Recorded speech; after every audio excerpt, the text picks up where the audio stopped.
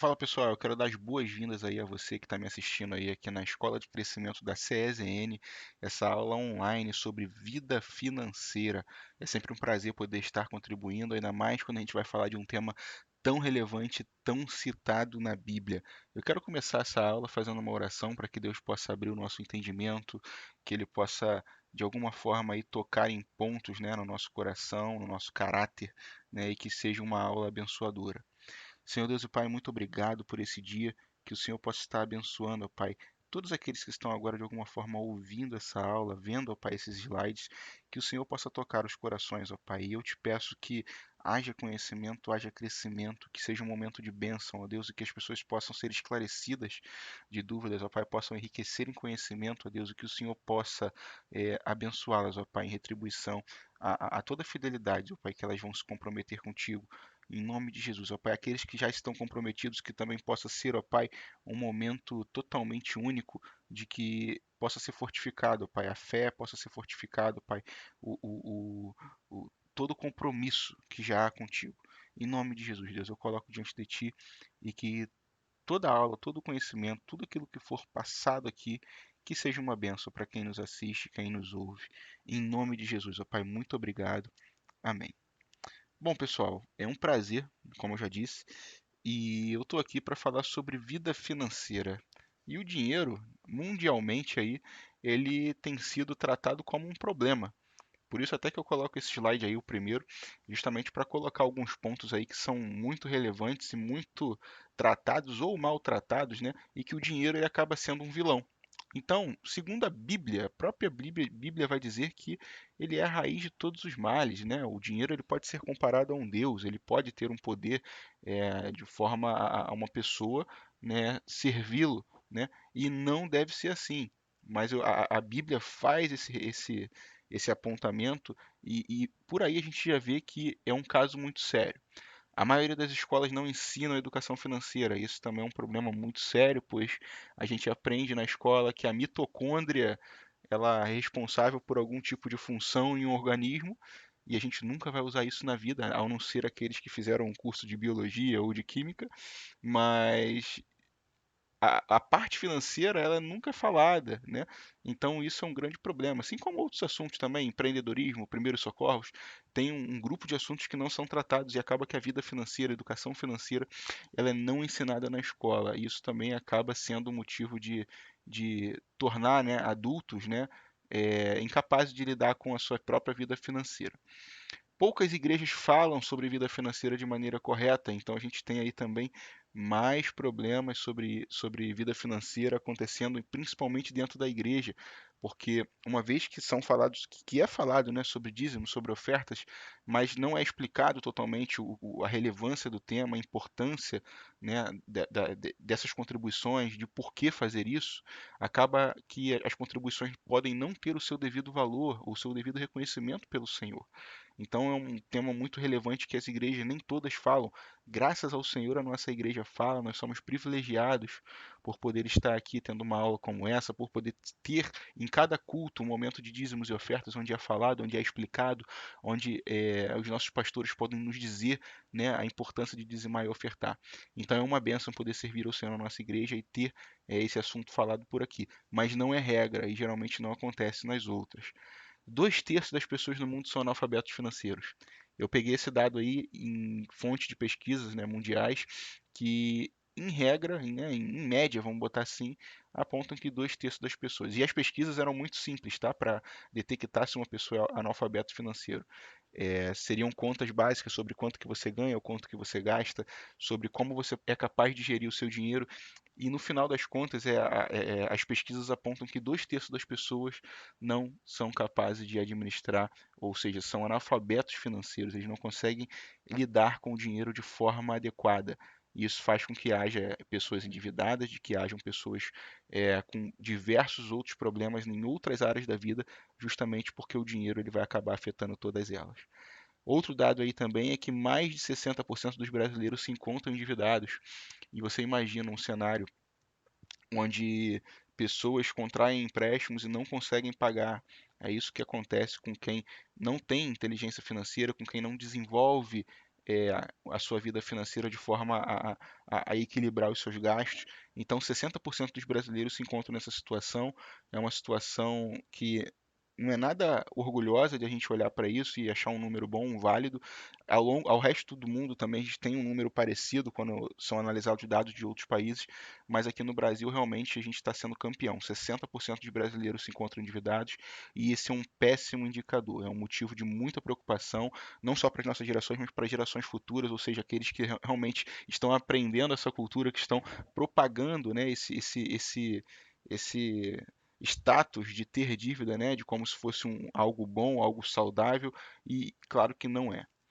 E eu peguei outros dois motivos aí, dizendo que o dinheiro, né, no caso, é o segundo maior motivo de divórcio no mundo.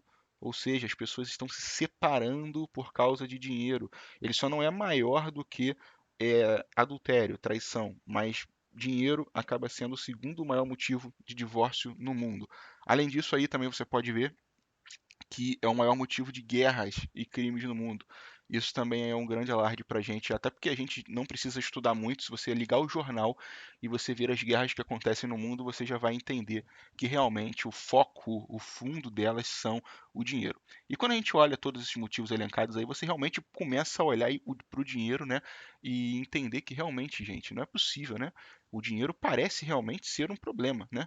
Na verdade, o dinheiro ele pode causar tanta coisa ruim, morte, tragédia, divórcio, pessoas endividadas que não têm como honrar seus compromissos, pais de família, mães de família, sem ter como sobreviver porque realmente falta o dinheiro, ele não é ensinado. A Bíblia diz que ele é a raiz de todos os males, mas como que então a gente vai lidar com o dinheiro? Como que vamos ter uma vida financeira plena se o dinheiro representa, ou pelo menos existem tantos indicativos de que ele traz tantas coisas ruins?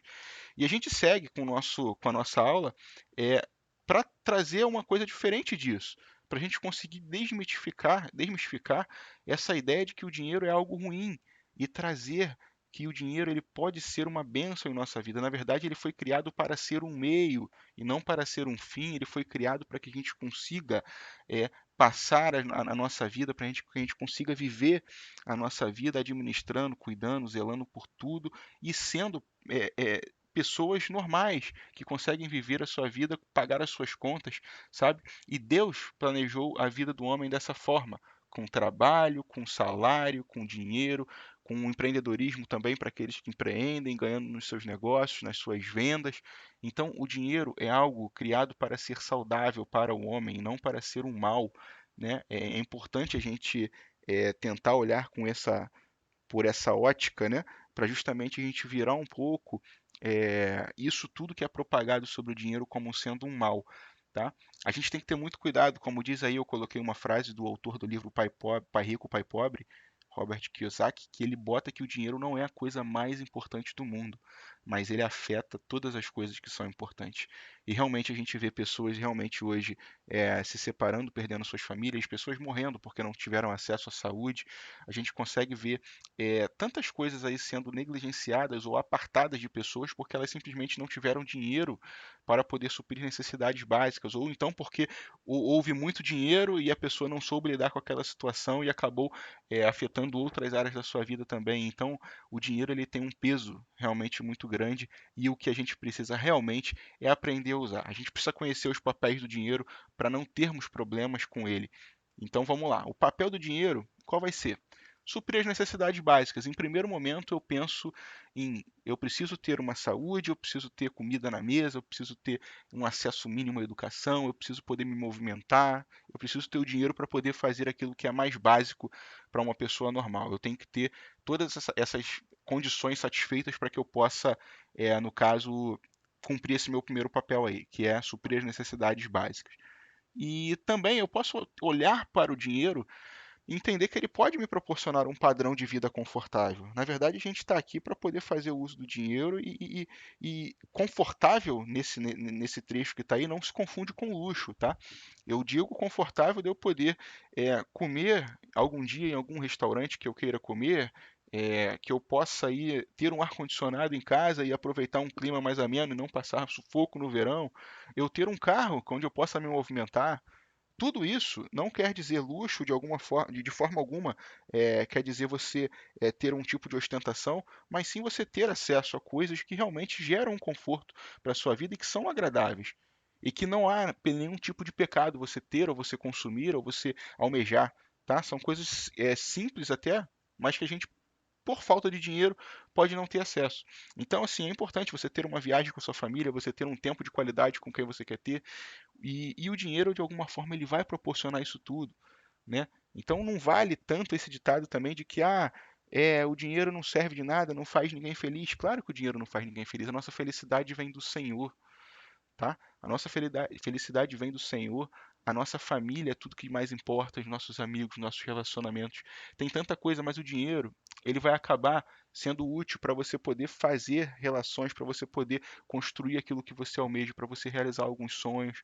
Então, o dinheiro ele tem o seu papel importante em uma vida confortável, que não se confunde com luxo, mas sendo uma vida que pode ser, que pode te proporcionar algum grau de qualidade, tá? Quando eu falo em conforto, eu digo qualidade, de você ter tudo aquilo que você precisa, não necessariamente que você ter tudo aquilo que seja acima da média, mas que você consiga ter uma vida, um padrão digno, sabe? Com a sua família, com segurança, com qualidade, com realmente um pouco de conforto, tá?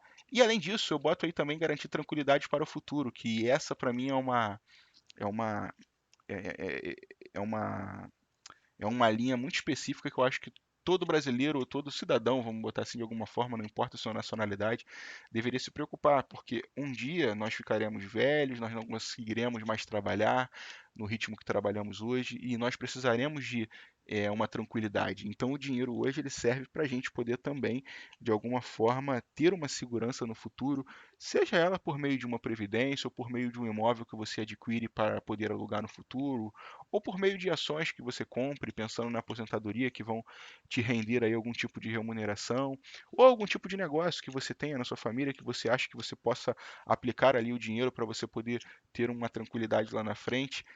Em tudo isso aí, de alguma forma, o dinheiro pode ser importante para você poder adquirir bens, para você poder construir um patrimônio, de forma que você tenha aí uma casa para morar, um acesso a um plano de saúde, quando você não tiver mais forças para trabalhar. Então acaba que garantir a tranquilidade para o futuro também é um dos papéis do dinheiro hoje na nossa vida e ele não pode ser negligenciado. E o último ponto que eu coloco aí, que é o mais importante, que é sustentar o reino de Deus. Porque se você cumpre os três primeiros, mas você não tem capacidade para fazer o último, toda a sua obra vai ser nula, vai ser vã. Então, sustentar o reino de Deus se torna aí o mais importante para poder validar os pontos anteriores destacados.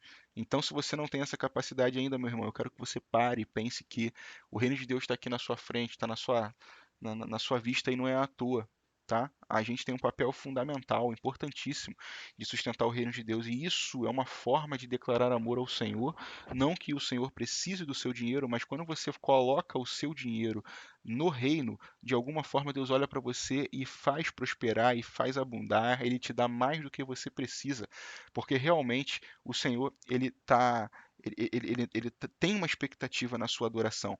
E como eu disse, como a Bíblia é algo que fala do dinheiro com tanta preocupação, quando você demonstra para o Senhor que você usa os seus recursos para abençoar o reino, ele fica feliz com isso e de alguma forma ele vai te abençoar porque ele entende que você não está colocando o dinheiro na frente dele, o dinheiro não é uma raiz de todo mal para a sua vida, o dinheiro não é um Deus na sua vida, ele é o verdadeiro Deus. Então, esse ponto aí, sustentar o reino de Deus, é realmente aquilo que demonstra se você está apto, está capacitado, ou melhor, se você entendeu o real significado do papel do dinheiro na sua vida. E aí, a gente tem aí algumas observações para fazer sobre a Bíblia. Por quê? Como é que pode, né, a Bíblia hoje, ela ser a solução para o dinheiro? Deixa eu parar aqui porque teve um. Isso, agora voltou. Como é que pode você parar para entender que a Bíblia ela é a grande solução para entender e para falar sobre dinheiro?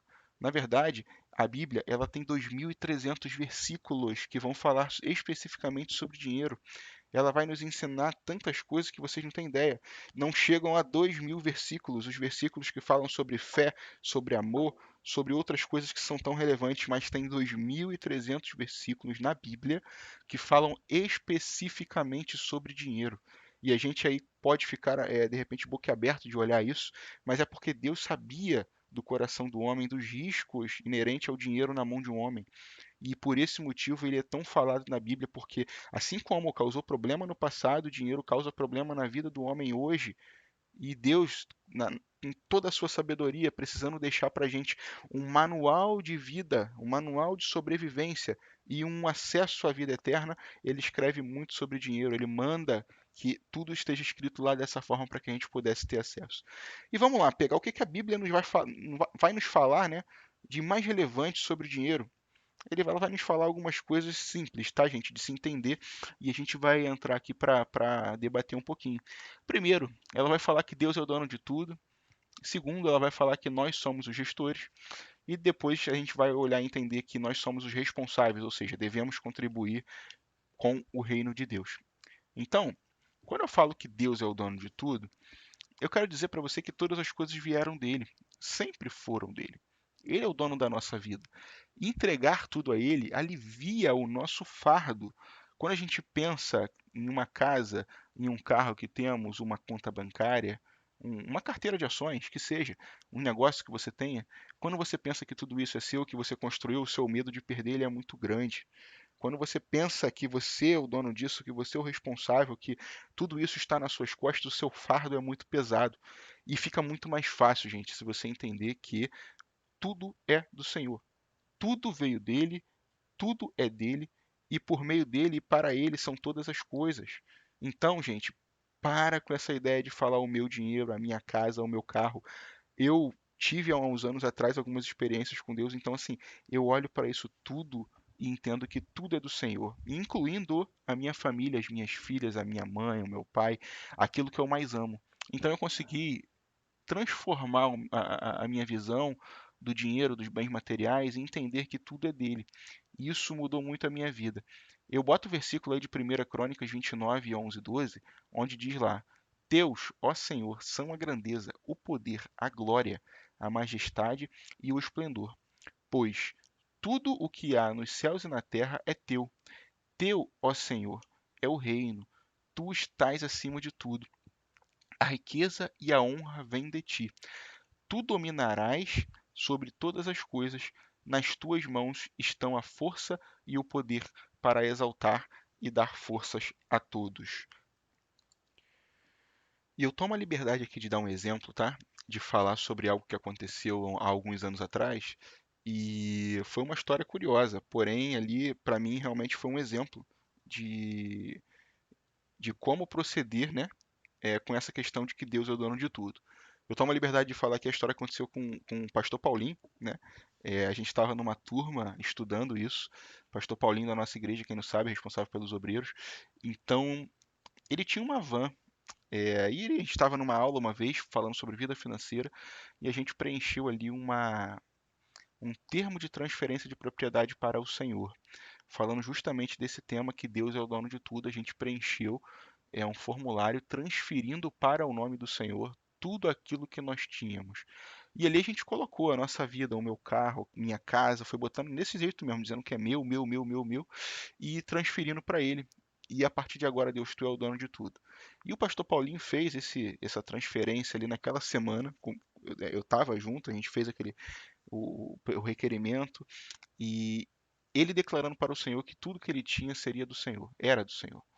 E aconteceu que passado alguns dias ali, uns 5 dias, acho que no final de semana seguinte, é, o pastor Paulinho teve a van dele roubada. Eu sempre dou esse exemplo, já falei com ele que eu dou esse exemplo, e aquilo marcou muito a minha vida, porque na minha mente, ainda que eu tenha dado essa aula, eu estava conversando sobre isso, eu parei e pensei, meu Deus, a gente fez um termo de transferência para o Senhor e a van do pastor Paulinho foi roubada dias depois. E agora, como que eu vou falar com ele, né? E a minha primeira reação foi pensar em como abordar o pastor Paulinho para falar sobre o tema, porque eu acho que seria importante a gente conversar sobre isso. E na época ele não era pastor ainda, mas eu já tinha um grande respeito por ele, como líder dos obreiros, né? Então, assim, como diácono. E aí eu fui falar com ele. E quando chegou para a gente bater esse papo, a primeira coisa que ele falou para mim, falou, Braulio, fica tranquilo. Eu transferi para o Senhor e a van é dele.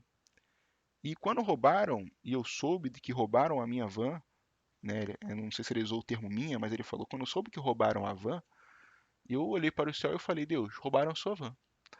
E ali eu entendi que eh, ele tinha entendido o significado da aula que a gente tinha falado e que ele tinha aprendido que realmente Deus é o dono de tudo. É forte a gente pensar assim, ainda mais quando você vê e no caso era um meio de trabalho dele, mas aí você entende realmente que ele entendeu o significado de transferir tudo que ele tinha para o Senhor, de forma como ele perdeu aquele bem que estava no domínio dele, mas ele se manteve tão tranquilo com aquilo, porque o fardo dele estava leve, ele não tinha aquele peso. E ele realmente, é, Deus, a sua van foi roubada. E eu entendi ali que ele orou nesse formato e Deus, de todas as formas dele que ele tem, ele sustentou. Pelo que eu soube, a van não foi encontrada, mas Deus abriu outras portas para o pastor Paulinho, Deus abriu outras formas de recursos e ele proveu. E aí eu realmente entendo que realmente Deus é o dono de tudo. Esse eu deixo como exemplo para que vocês pensem nesse ponto e entendam que ele aí é o ponto principal, né? Que a gente precisa partir dele para poder conseguir, né, atribuir outros ensinamentos dentro da palavra. E tem outra parte também que aí é fundamental, que aí é a parte que cabe a nós, é que nós somos gestores, tá? Quando eu falo que Deus, ele é o dono de tudo, tá? É, nós fomos instituídos por ele como gestores. Na verdade, nós estamos aqui hoje na Terra fazendo nossas coisas, tomando contas de outras, mas tudo aquilo que está em nosso poder, que é do Senhor, né, está aqui e a gente cuida com zelo, com cuidado. A gente tem aqui algumas funções que são imprescindíveis de um gestor, e talvez você nunca tenha se reconhecido como um gestor, porque não se sentiu atribuído por isso, mas agora eu te falo que você é um gestor. Você é um gestor de tudo aquilo que Deus deixou para que você tome conta. Ainda que você não tenha noção de como é ser um gestor, se você tem contas a pagar, se você administra de alguma forma uma casa, um carro, a sua família, tudo isso foi Deus que permitiu que você tivesse, que você assumisse esse papel, essa gestão sobre isso tudo, para que você conseguisse, a partir daí, tratar e cuidar de tudo isso. Eu trago aí um versículo, lá em capítulo, Mateus capítulo 25, 14 ao 29, e eu quero ler com você rapidamente, só para você poder, eu sei que é um pouco demorado, mas só para você poder entender que Deus ele requer de nós, de alguma forma, responsabilidades acima das quais nós não imaginamos que temos, tá? Deixa eu ler para você entender um pouquinho. Pois será como um homem que, ausentando-se do país, chamou os seus servos e lhes confiou os seus bens. A um deu 5 talentos, a outro 2, e a outro um, a cada um segundo a sua própria capacidade. E então partiu. O que recebera 5 talentos saiu imediatamente a negociar com eles e ganhou outros 5. Do mesmo modo, o que recebera 2 ganhos, outros 2. Mas o que recebera um, saindo, abriu uma cova e escondeu o dinheiro do seu senhor.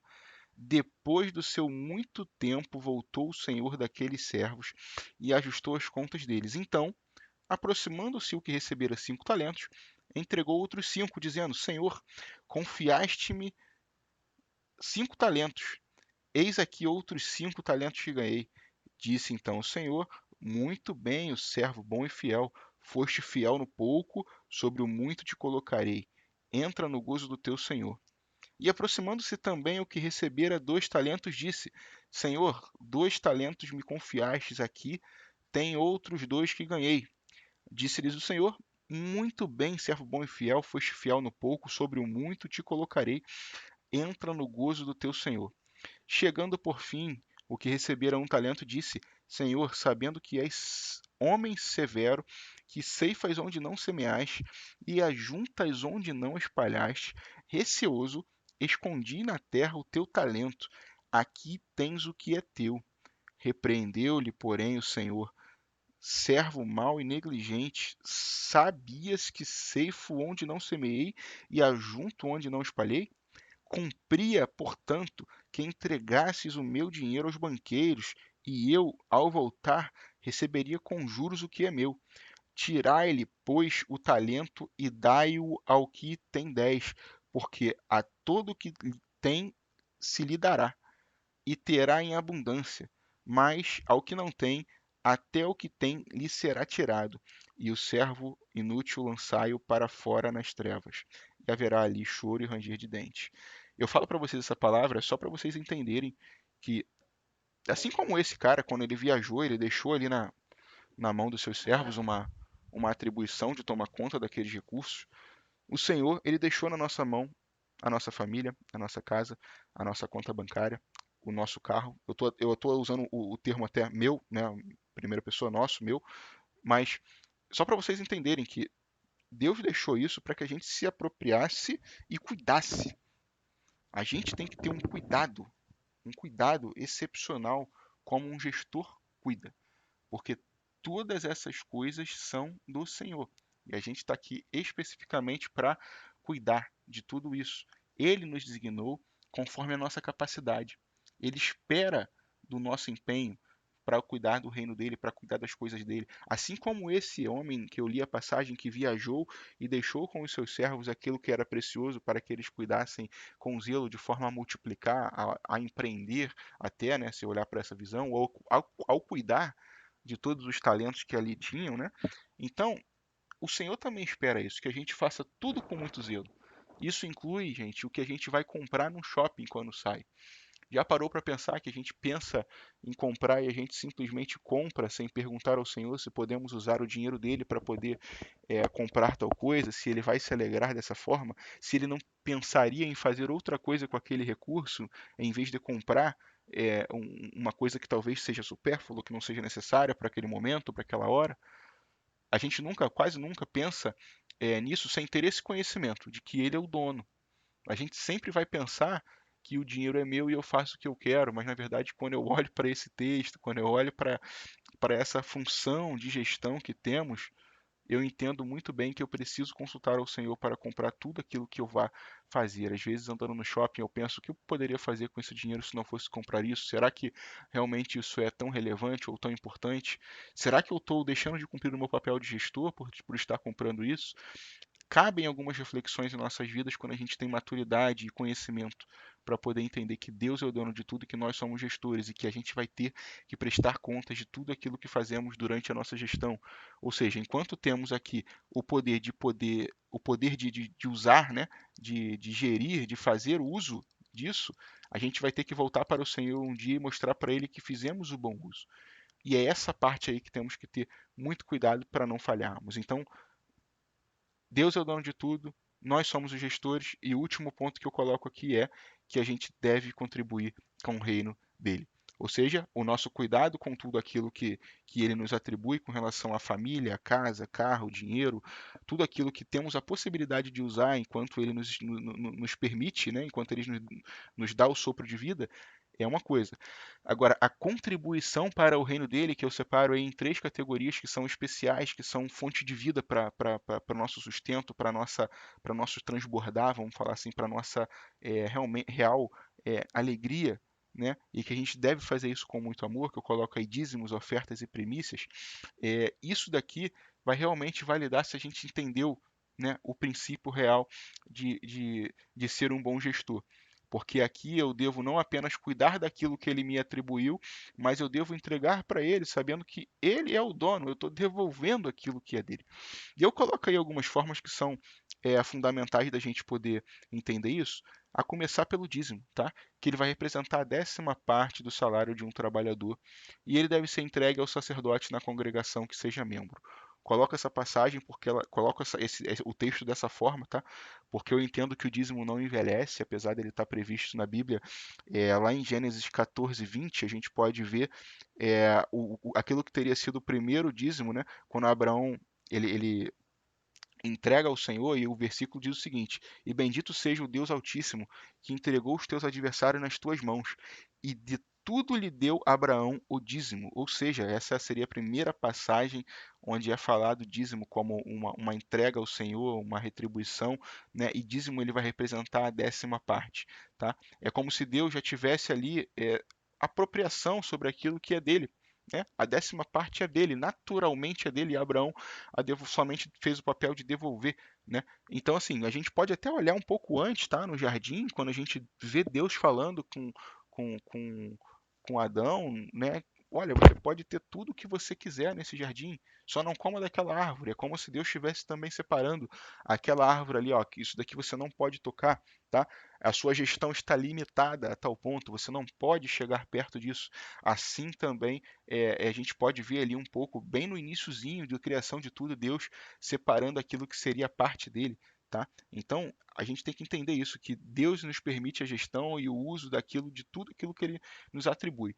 Mas tem uma parte, meu amigo, que não pode ser negligenciada, que não pode ser de forma alguma negociada, que é o dízimo. O dízimo, sendo essa 10ª parte, ele deve ser entregue. Coloco aí especificamente ao sacerdote, porque essa é a forma que eu aprendi, essa é a forma como eu gosto de fazer, como eu sinto que Deus recebe a minha adoração, o meu dízimo, né? Vamos botar assim como adoração.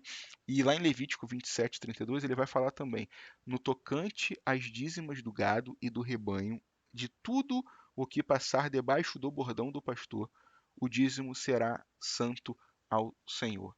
Eu quero que você pense que o dízimo que você entrega, ele será santo ao Senhor, independente da forma como ele vai ser utilizado, ou se você discorda de algum meio de como ele é utilizado, se você tem esse problema de repente de não atribuir e não concordar, que você procure um meio, uma igreja onde você se sinta confortável, mas eu te peço que não negligencie essa forma de entrega, porque a forma como você entrega, ela vai cumprir o que está na palavra, mas o santo é ao Senhor. Eu quero que você entenda que se você entregar na mão de um sacerdote ou numa igreja, vai ser santo ao Senhor. Eu quero que você entenda que quem vê e quem recebe o seu dízimo, o efeito que tem no coração de Deus é esse. É a entrega do dízimo na congregação, ao sacerdote. Esse é o verdadeiro efeito. Eu não quero que você fique pensando como vai ser usado, queria participar da distribuição do dízimo, o que a minha igreja está fazendo, eu quero que me mostre contrapartida de uso do dízimo. É, esses podem ser até questionamentos, amigo, que você tenha, mas isso não deve acontecer na hora da entrega, porque você tem que pensar no Senhor como sendo o recebedor e não como um homem, não como uma congregação, como um CNPJ recebendo aquilo. Eu quero muito que você entregue, pense nessa palavra, seja santo ao Senhor, porque você não está entregando para uma pessoa, você está entregando para Deus. Amém? Lá em Mateus também, para quem eu coloco essa palavra também, porque eu gosto muito dela, porque ela vem para justamente confrontar, né, aqueles que levantam a possibilidade do dízimo ter sido limitado ao Antigo Testamento. Então eu coloco aí Mateus 23:23, sendo um versículo também que respalda o dízimo até mesmo no Novo Testamento. E diz lá: ai de vós, escribas e fariseus, hipócritas, porque dais o dízimo da hortelã, do endro e do cominho, e tendes negligenciado os preceitos mais importantes da lei, a justiça, a misericórdia e a fé. Devieis, porém, fazer estas coisas sem omitir aquelas. Quando Jesus fala isso, a gente entende realmente quando ele fala principalmente: devieis, porém, fazer estas coisas sem omitir aquelas. Quando a gente está olhando isso, a gente está entendendo que você deve fazer tudo isso aqui, né, sem, ou seja, você deve praticar a justiça, você não deve negligenciar os preceitos mais importantes da lei, você deve ter misericórdia, você deve usar a sua fé, mas você não deve deixar de fazer aquilo que você aprendeu como sendo correto, que seria dizimar e ofertar. Deus está fazendo um contraponto aqui com as pessoas, justamente, ó, não deixe de dizimar e cumpra somente isso, que é o amor, a fé, a justiça, mas faça tudo isso e continue dizimando. É praticamente isso que está escrito aqui. Amém? Então, assim, para vocês entenderem de forma geral, o dízimo ele é bíblico, ele permanece, ele não envelhece, ele do Antigo Testamento ao Novo Testamento é algo que Deus criou para poder ter a parte dele daquilo que ele não negligencia com relação à gestão, ou seja, a gestão que você tem é relacionada a 90%, os outros 10% já são dele e você simplesmente entrega. Tá? Quando a gente fala de dízimo, a gente fala de fidelidade, a gente fala de sustento. Tá? Se tem uma palavra que vai, né, respaldar ou vai significar o dízimo, a gente pensa em sustento. Tá bom? Quando a gente fala em ofertas, que é o próximo ponto que está aí, a gente pode ver que desde o iníciozinho tem essa parte do homem ofertar ao Senhor. Quando a gente olha lá em Gênesis 4:3, a gente vai olhar que, aí falando de Caim e Abel, está escrito lá assim: Aconteceu que no fim de uns tempos trouxe Caim do fruto da terra uma oferta ao Senhor. Abel, por sua vez, trouxe das primícias do seu rebanho e da gordura deste. Agradou-se o Senhor de Abel e da sua oferta. E aí a gente tem aí dizendo que já bem no iniciozinho também a história de Caim e Abel já tinha o significado, vamos botar assim, de oferta ao Senhor. Quando a gente olha lá em 2 Coríntios, deixa eu abrir aqui, 2 Coríntios 9:7, a gente também vai ter uma palavra bem significativa, né? E diz assim: Cada um contribua segundo tiver proposto no seu coração, não com tristeza ou por necessidade, porque Deus ama a quem dá com alegria. Deus pode fazer-vos abundar em toda graça, a fim de que, tendo sempre em tudo ampla suficiência, superabundeis em toda boa obra, como está escrito. E quando a gente olha para isso aí, como está escrito, deixa eu complementar. Distribuiu, deu aos pobres, a sua justiça permanece para sempre. Então, quando a gente olha para esse versículo, a gente entende que existe um ato de amor quando a gente oferta ao Senhor. Como eu falei, mesmo lá no iniciozinho, como foi falado, Deus ele se alegra muito quando a gente fala em dízimos, quando a gente fala em ofertas, né? Eu digo que dízimo representa sustento e oferta representa abundância. Quando Deus ele recebe uma oferta, quando ele recebe um dízimo, ele pensa, olha, esse cara eu sustento. Quando ele recebe uma oferta, ele pensa, esse cara eu transbordo. Quando a oferta chega ao coração de Deus e ela é dada com amor, com alegria, tá? Ela cumpre um propósito, tá?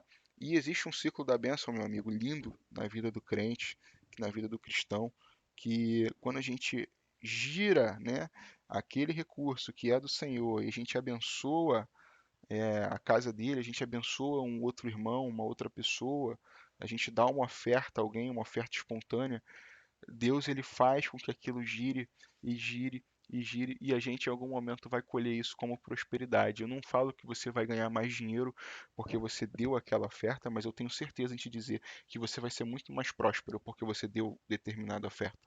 E a prosperidade, eu vou até falar daqui a pouco sobre a prosperidade bíblica, é algo que é, é, é, é algo sobrenatural a gente entender o termo prosperidade, tá? Que prosperidade não vai significar exatamente ter dinheiro. Prosperidade vai significar você ser bem-aventurado, você ser suprido em todas as coisas, você ser contente com aquilo que você tem, alegre com aquilo que você foi proporcionado, você conseguir viver uma vida plena, você conseguir adorar o seu Senhor em paz, você conseguir ter atitudes, né, com outras pessoas à sua volta em relacionamento adequado, saudável. Tudo isso diz respeito à prosperidade. E é claro que pode ser também a prosperidade financeira, uma abundância em dinheiro, em propriedades, em terras, sei lá, da forma como você imaginar. Mas eu quero muito que você pense na prosperidade. Essa é a forma como Deus retribui, com prosperidade. Amém? Eu falei por último sobre as primícias, que representam o oferecimento a Deus da primeira parte da colheita, sendo hoje praticada por cristãos em todo o mundo como uma oferta equivalente a uma remuneração do primeiro dia de trabalho. E eu coloquei lá em Êxodo, deixa eu abrir aqui, Êxodo 34, versículo 26, tá? Abrindo rapidamente para a gente poder ler aqui. E lá vai falar: as primícias dos primeiros frutos da tua terra trarás à casa do Senhor teu Deus. Não cozerás o cabrito no leite da sua própria mãe. E aí a gente vê que realmente é, Deus ele tem uma aliança com os homens, com o seu povo, vamos colocar assim, e isso estende a nós hoje que estamos aqui falando sobre dízimos, ofertas, primícias, sobre é, mordomia ao Senhor, sobre gestão, né, daquilo que Ele nos deu, e a gente pensa que a primícia é um ato de amor, até porque você tira aquilo que é a primeira parte. E você imagina a alegria do coração de Deus de ver que você realmente separou aquilo que foi primeiro, né? Isso era dado naquele tempo, a gente falando aqui em colheita, né? A gente pensa que uma primeira colheita é do Senhor. Hoje, tá? Se você entende que e tem dúvidas sobre como praticar, se você trabalha com vendas, você pode entender que a primeira venda do seu mês seria do Senhor, ou se você tem um emprego formal, você pode entender que o seu primeiro dia de trabalho de um mês seria do Senhor, tá? Se você tem trabalha de repente como motorista de aplicativo, a primeira corrida ou o primeiro dia do mês é do Senhor, sabe? Isso precisa ser definido entre você e Deus. Eu não preciso realmente declarar como vai ser ou ser juiz dessa questão, mas o fato é que Deus se agrada daquilo que tiramos em primeiro lugar, né? O dízimo, a oferta e a primícia. Eu coloco essas três fontes aqui e que todo aquilo que vier à tua mão, sempre que você tiver a oportunidade, eu quero que você pense sempre nesses três aspectos de como você pode ofertar e contribuir ao Senhor dessas três formas, tá? É importante você saber isso, porque a gente está falando aqui de vida financeira e não vai haver crescimento na sua vida enquanto você não entender esses fundamentos. É fundamental que você olhe para isso tudo aqui, que você entenda que realmente Deus tem um negócio, né, com essa questão de dinheiro, com esse negócio, a questão de gestão, com essa questão de propriedade, tá? Que você entenda de uma vez por todas que Ele é o dono de tudo, que nós somos gestores e que nós temos a obrigação, né? Talvez seja uma obrigação até moral, né? Uma obrigação como filho, né? Que é uma obrigação linda, não é um peso, é uma obrigação de amor, tá? De contribuir para o reino dele e fazer acontecer as coisas, fazer girar o ciclo da bênção, fazer as coisas acontecerem, o dinheiro circular no mundo. Tudo isso é muito lindo, a gente poder de alguma forma contribuir para o reino dele. Amém? Vamos seguir? E aí eu botei algumas formas, né?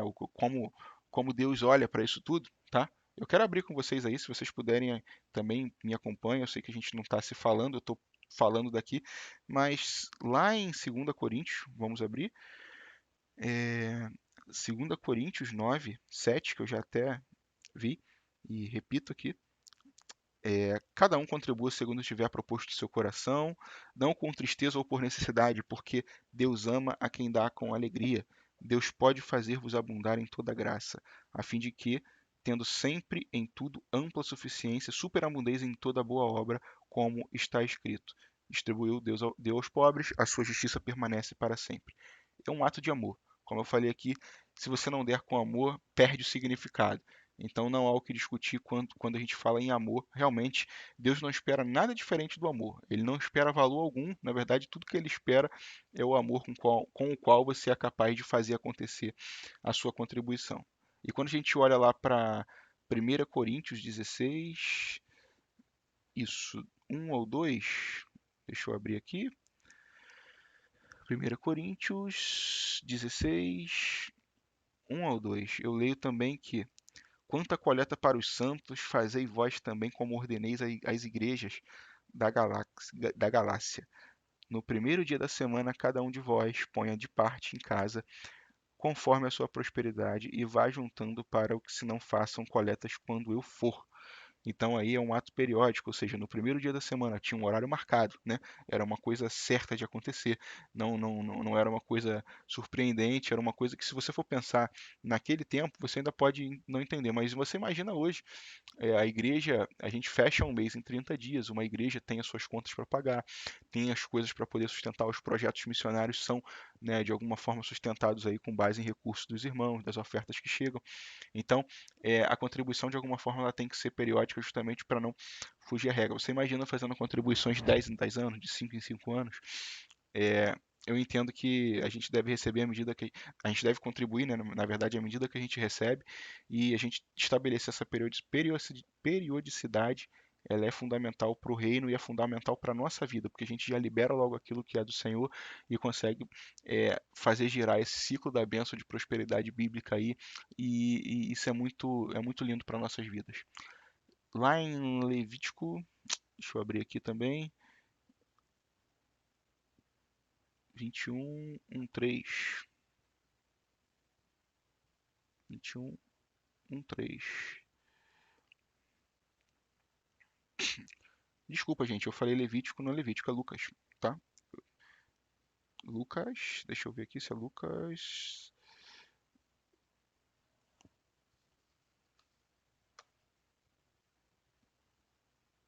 E aí lá em Lucas mesmo, tá, gente? Lucas 21, versículo 1 ou 3. Estando Jesus a observar, viu os ricos lançarem suas ofertas no gasofilaço. Viu também certa viúva pobre lançar ali 2 pequenas moedas e disse: verdadeiramente vos digo que esta viúva pobre deu mais do que todos. Olha aí o que eu falei, né? é proporcional ao que temos recebido. Deus não olha a quantidade, Ele vai olhar aquilo que você tem e quanto você foi capaz de liberar, né? Vamos botar assim, aquilo que você realmente colocou à disposição. Esse é o coração do Senhor. Ele não está preocupado com quanto foi, mas ele está preocupado em quanto que o seu coração, né, disponibilizou daquilo que ele já tinha confiado a você, tá? Lá em Provérbios 3:9 também, nós vamos ver agora, Provérbios 3:9. Lá vai estar falando: honre ao Senhor com os teus bens e com as primícias de toda a tua renda. Ou seja, deve ser prioridade na vida do irmão, na vida do crente, contribuir ao Senhor de forma prioritária. Ela é fundamental aí para que tudo ocorra bem ao longo do nosso mês, ao longo do nosso período, vamos botar assim, de trabalho. É fundamental que a gente tenha esse ato, né, colocado para o Senhor dessa forma. E ela tem que ser planejada. Lá em 2 Coríntios, vamos lá. 2 Coríntios também, 2 Coríntios 9, versículo 7, e lá está escrito, eu já tinha lido esse, na verdade, né? Cada um contribua segundo tiver proposto no seu coração, não com tristeza ou por necessidade, porque Deus ama quem dá com alegria, né? Então, assim, a gente está falando aí que ela deve ser uma oferta é, planejada, que ela deve ser uma oferta aí é, calculada, vamos dizer assim, né? Para que a gente possa ter também abundância e toda boa obra, como diz aqui. Então, esse versículo também coloca aí. Talvez ele não tenha sido o melhor versículo, né? Ou será que eu troquei? Não sei agora, posso revisar depois. Mas a oferta tem que ser planejada. Amém? E ela deve ser voluntária. Lá em Êxodo 25, deixa eu abrir aqui também. Êxodo 25, abrindo aqui, versículo 1 e 2, tá? Disse o Senhor a Moisés: fala aos filhos de Israel que me tragam oferta de todo homem cujo coração o mover para isso. Dele recebereis a minha oferta. Esta é a oferta que dele recebereis: ouro e prata e bronze e estofa azul e púrpura e carmesim, e linho fino e pelo de cabra e por aí vai. Então, assim, ela deve ser uma oferta voluntária, ou seja, o Senhor, nesse caso aqui, tá Deus dizendo a Moisés, né, ó, faz isso. Mas na verdade ela tem que ser uma oferta que o homem ele tem que olhar e falar assim: eu vou levar isso ao Senhor porque eu amo o meu Senhor, tá? O Deus ele dá direções na nossa frente, ele dá direções na nossa vida. Às vezes aparecem pessoas no nosso caminho, tá? E a gente tem que ficar atento para entender que essa palavra voluntária é uma ação nossa diante daquilo que Deus colocou na nossa frente. Talvez você tenha aí agora lembrado de alguém, uma pessoa que você poderia ter ajudado, ou alguma vez que Deus em um culto tocou o seu coração e você não, de repente não teve a capacidade de poder contribuir ou não se atentou para isso, tá? Que a gente possa fazer isso sem ser instigado, né, o tempo todo, que a gente possa, antes de aparecendo alguma coisa na nossa frente, que a nossa mente já fique em alerta para entender se aquilo é uma oportunidade da gente ofertar eh, na vida de alguém, entendeu? Então, assim, o coração do homem, ele vai se mover diante de uma oportunidade que Deus coloca, tá? É assim que funciona, porque aí a gente vai poder ter a oportunidade de contribuir e de ser abençoado de alguma forma, como eu disse, pela prosperidade bíblica, que eu já vou falar daqui a pouco. E ela tem que ser generosa, para a gente finalizar esse slide aí, lá em Provérbios 11, vamos ler lá, Provérbios 11, Provérbios 11, versículo 24 e 25, tá? A quem dá liberalmente, ainda se lhe acrescenta mais e mais. Ao que retém, mais do que é justo, ser-lhe-á em pura perda. Então a gente vê que realmente a alma generosa prosperará e quem dá a beber será dessedentado. Então a gente olha assim que Deus realmente ele espera a generosidade da gente, né? Ele espera a generosidade do nosso coração. A nossa oferta, o nosso louvor a Deus, ele precisa ser o melhor. Em tudo que a gente fizer com o Senhor, a gente tem sempre que ter muito cuidado para não errar. Se você de alguma forma tem alguma dúvida sobre procedimentos que você tem feito para poder adorar o Senhor, mecanismo de oferta, de dízimo, de primícia, eu aprendi na minha vida a arredondar sempre para cima uma conta que eu faça para Deus. Então, sempre que eu tenho que, de alguma forma, contribuir ou colocar para o Senhor alguma coisa, e às vezes eu faço uma conta e eu falo, não, mas isso será que não foi maior? Eu arredondo para mais. Eu não quero errar com o Senhor, né? No caso, eu quero que isso seja, tudo aquilo que eu faço para Deus, que seja uma atitude de amor, um ato periódico, que seja mais do que o proporcional que eu tenho recebido, que seja prioritário, que seja planejado, que seja voluntário, ou seja, eu vou fazer olhando uma oportunidade, mas o meu coração vai ser instigado por uma oportunidade, mas Deus não vai precisar ficar gritando aos meus ouvidos, eu vou sentir isso, né? Então eu vou ser voluntário e eu vou ser muito generoso. Todas as vezes que eu tenho oportunidade de ofertar, eu tenho pensado dessa forma. Claro que a gente tem conta para pagar, a gente tem uma vida cheia de atribuições e a gente sempre vai ser tentado, né? Vai ser um pouquinho instigado a segurar às vezes alguma coisa, alguma oferta, alguma coisa que a gente fique preso, né? A questão de contas. Mas eu quero dizer para você que Deus não faz conta dessa forma. O dinheiro para Deus ele é só papel, ele não tem nenhuma outra função a não ser fazer as coisas acontecerem e para a sua vida acontecer, o dinheiro não é o principal fator. É ele que faz. É isso que eu quero que você entenda aí, tá bom? E existem alguns erros, tá? Que eu coloco aqui, é, que as pessoas acabam negligenciando de alguma forma e não cumprindo como falamos no slide anterior. Primeiro é a falta de conhecimento, né? Muitas das pessoas talvez nunca tenham tido acesso a uma aula como esta ou nunca tiveram um aprofundamento na Bíblia, né, com relação aos assuntos relacionados a dinheiro. Então, falta conhecimento. Que não seja esse o motivo na sua vida, que a gente aqui esteja startando, né, o conhecimento para que vocês possam conseguir aí prosperar e seguir, né, crescendo nessa base.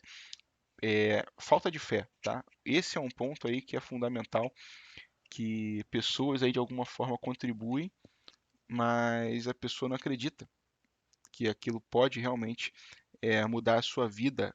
Não estou falando de retribuição em dinheiro, mas eu falo de paz, de alegria, de amor, de poder fazer aquilo e se sentir bem, de ter uma retribuição, sentir o abraço do Senhor, sentir que é, Deus está contigo porque você de alguma forma teve fé. E muita gente não tem essa fé. E eu quero que você ore por isso, porque se você não conseguiu ainda conquistar essa fé, você está perdendo bênçãos do Senhor. Você está perdendo tempo, né? E dinheiro também, porque você tem de repente até contribuído, mas você não está contribuindo com a fé necessária de que Deus vai mover, de que Deus vai fazer, de que Deus ele é capaz de transformar, de transbordar, tá? É importante a gente ter essa fé e saber que Deus ele vai suprir tudo aquilo que a gente precisa. Amém? Ou por falta de prioridade, tá? Eu coloco aí esse ponto porque às vezes a gente começa um mês com outras prioridades e a gente faz acontecer aquilo e a gente olha para o Senhor e fala: Deus, ó, esse mês não vai dar. E isso é o maior erro que a gente pode cometer, porque naquele próprio mês você pode até realizar aquilo que você propôs, que você usou o dinheiro que seria do Senhor para fazer, mas nos meses seguintes você, de alguma forma, furou um princípio, né? Que seria ser fiel em primeiro lugar. Então a prioridade ao Senhor, como eu já disse antes, ela é fundamental e que vocês têm que ter muito cuidado para não dar esse mole aí, porque tem que ser prioritário, tá? Tem gente também que, olhando para o quarto ponto aí, que é a pura falta de organização financeira. Ou seja, o dinheiro cai na conta, eu não estou organizado financeiramente e o meu limite do cheque especial já consome aquela parte, uma conta já entra em outra e eu acabo sacando uma parte. Quando eu vejo, o dinheiro foi embora e por falta de organização financeira eu não consegui dizimar, eu não consegui ofertar, eu não consegui ter, né, a alegria, a bênção de poder contribuir para o reino de Deus, porque eu não me organizei, não porque não foi nem por falta de prioridade, tá? Foi porque simplesmente a falta de organização financeira ela não permitiu e fez com que o dinheiro acabasse ou já estivesse comprometido, né? Antes até dele chegar à sua mão. Então é um ponto que a gente tem que ter cuidado, tem que ter maturidade, tem que parar para reavaliar algumas coisas na sua vida, na nossa vida, né? Olhar para dentro do que a gente faz, do nosso padrão de consumo, com aquilo que a gente tem usado o nosso dinheiro, ou até mesmo como formas de empreender e criar novas receitas, porque às vezes a gente tem despesa que não não são comportadas pelo nosso salário, mas aquela despesa ali é caso de vida ou morte, a gente tem uma necessidade grande de ter para manter um remédio, uma pessoa viva e tudo, uma alimentação para alguém especial, quem tem filhos, né, idosos, não sei, tá? Cada um sabe da sua realidade, mas a gente tem que ter uma organização financeira e buscar recursos, né, de forma que a gente consiga ter um equilíbrio vivendo conforme aquilo que a gente tem, tá bom? Eu coloco também entrega parcial, tá? como sendo uma grande falha, né, do, do, do, do, do sistema, vamos botar assim, você acha que está cumprindo, ou você entrega na visão de que fiz o que eu pude, né, e entregou uma parte, mas Deus olha para isso e entende que não foi completo. É aquele ditado, né? A gente não tem como ser 99% fiel. Aquele 1% infiel, ele vai ser responsável, de repente, por te colocar no final de fila de bênção e por fazer Deus olhar para você e falar: nossa, por tão pouquinho ele não atingiu aquilo que eu esperava dele. Então, gente, aquilo que eu falei até alguns slides atrás, entre fazer conta com Deus, eu arredondo para mais. Eu não penso muito, eu não olho para tanto assim para o número, porque eu entendo que não vale o risco, né, e entregar parcial é um erro que muita gente comete, muito mesmo. Muitas pessoas entregam parcialmente porque não entenderam ainda, ou porque olham para a sua situação e falam, olha, esse mês só deu para isso, né? E alguns já planejam isso em si, mas eu creio que Deus ele olha para isso tudo e ele não recebe da maneira adequada. Tá? Então, que vocês possam olhar para isso tudo e ter um cuidado, um cuidado mais especial de entender que a gente precisa olhar e não cometer esses erros aí que são realmente muito, muito comuns e que a gente deve evitar. Amém? E aí eu, né, coloco sobre a prosperidade bíblica, já para a gente caminhar para o fim dessa aula, que realmente o que que a gente ganha, né? Para contribuir para o reino de Deus, para ser um bom gestor, né? No caso, para entender que Ele é o dono de tudo, assumir o nosso papel como gestor e Ele como dono, né? E o que que a gente ganha, né? Contribuindo diante de tudo que a gente falou aqui, a gente ganha prosperidade bíblica. Repito, tá? Bem-aventurança, amor, paz, saúde, inteligência, capacidade, alegria, entendimento. Todas essas é, são retornos. Tudo isso que todas essas palavras assim representam retornos do Senhor para a sua vida. Em alguns casos vai acontecer também bênção financeira, tá? Mas a prosperidade bíblica é a bem-aventurança. É você passar e andar e alguém olhar, olha, ali vai um filho de Deus. Ali vai um homem abençoado, ali vai um homem que ama o Senhor, vai uma mulher fiel ao Senhor, vai uma pessoa que serve a Deus com aquilo que tem. As pessoas olharem para você e verem um brilho, uma luz que não é comum e que seja independente do dinheiro que você tenha. Essa prosperidade bíblica é o que a gente precisa buscar, é o que a gente precisa ter. E eu quero encerrar aqui com esse versículo, que eu acho que é o versículo mais utilizado quando se fala de dízimos e ofertas, mas que eu acho que é talvez o mais importante, né, realmente, que é Malaquias 3, 10 ao 12. Tá? Trazei todos os dízimos à casa do tesouro, para que haja mantimento na minha casa, e depois farei prova de mim nisto, diz o Senhor dos Exércitos, se eu não vos abrir as janelas do céu e não derramar sobre vós uma bênção tal até que não haja lugar suficiente para a recolherdes. Olha que abundância. E por causa de vós repreenderei o devorador, e ele não destruirá os frutos da vossa terra, e a vossa vide no campo não será estéril, diz o Senhor dos Exércitos. E todas as nações vos chamarão bem-aventurados, porque vós sereis uma terra deleitosa, diz o Senhor dos Exércitos. Quando eu olho para esse versículo, eu entendo realmente que vale a pena servir ao meu Deus. Eu entendo que contribuir para o reino dele é uma coisa linda, é uma possibilidade única e eu faço isso com muito amor. Me alegra muito poder, de alguma forma, pisar em um país e poder ofertar em um determinado lugar. Eu e minha esposa amamos isso, de chegar em um lugar e poder ofertar, um lugar que não conhecemos, implantar sementes, né? De alguma forma abençoar pessoas, de alguma forma espalhar aquilo que Deus tem nos dado, né? E ser fiel na nossa igreja. Então, assim, tudo isso é um presente de Deus, a gente poder fazer isso e a gente vê o reflexo disso tudo na nossa casa. E eu quero que você olhe para isso também e entenda, né, que Deus quer fazer isso na sua casa, Deus quer dar prosperidade bíblica, Deus quer encher os celeiros, né? Deus quer que você tenha o sustento através do dízimo, que você tenha ofertas que alcancem o coração de Deus e que Ele realmente faça transbordar os seus celeiros. Então, que vocês olhem para essa questão e que vocês realmente entendam que a prosperidade bíblica ela é um alvo do crente, ela é um alvo daquele que busca o Senhor. E ela acaba sendo um produto, né, dos dízimos, das ofertas, né? Ela acaba sendo aquilo que Deus tem de mais precioso para a nossa vida terrena, tá? Que é a prosperidade bíblica, como eu acabei de dizer, que é você realmente ser suprido em tudo aquilo que, que, que você não seria, é, tudo aquilo que você não teria por direito, por obrigação, mas você ser suprido e você ter tudo aquilo que o dinheiro também não pode comprar. Então a prosperidade bíblica ela é o produto disso tudo. Eu deixo esse ensinamento fechando a nossa aula de hoje. Amém? Então, a gente amplia a nossa visão de Deus com esse estudo que fizemos hoje. A gente reconhece Ele como dono de tudo e a gente entende que somos gestores, que a gente tem um papel fundamental a cumprir e a nossa responsabilidade em participar desse reino com as nossas contribuições, sabendo que temos a prosperidade bíblica como o produto de tudo isso e que é uma bênção poder servir ao Senhor, poder ter a Bíblia nos ensinando tudo isso e a nossa igreja proporcionando aí no momento onde a gente consiga falar desse amor por aqui e conseguir expandir o conhecimento sobre o assunto. Amém? Eu vou encerrar então, que Deus nos abençoe. Foi um prazer estar com vocês. Eu encerro aqui então a primeira aula. Fiquem com Deus. Deus abençoe.